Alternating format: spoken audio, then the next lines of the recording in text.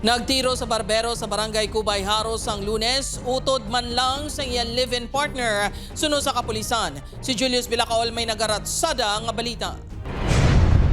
Makabig nga solbar na ang pagpatay sa 31 anyos nga si alias Jan sa barangay Cubay Haros ang Huli 20. Ini matapos ginfile na sa Iloilo City Police Station 3 ang reklamo nga murder batok sa 26 anyos nga suspect nga ginkilala kay alias Toto. Manghod man lang sang live-in partner sang biktima. After sa pag-investigate sang or pag-process ang crime scene sang sa ako, naging istorya ako ang live-in partner sang napatay. Ginhamba ko siya ako sinong suspect ko, gin-confirm niya. Wala naging patpat ni Major Shaco na motibo sa suspect sa pagpatay sa biktima.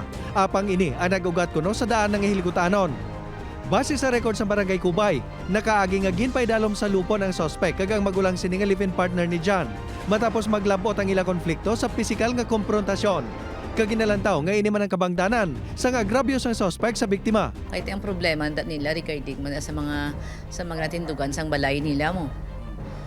So dogin paila na sang magulang kaso. Base sa autopsy, sa nawala nga guya ang igo ni Jan kag naglapos ang bala sang wala pa na determinar nga kalibre sang pusil sa iyatang kugo. Nagapabilin nga at large si alias Toto. Apang nagapati ang kapulisan nga wala ini nakapalayo sa lugar.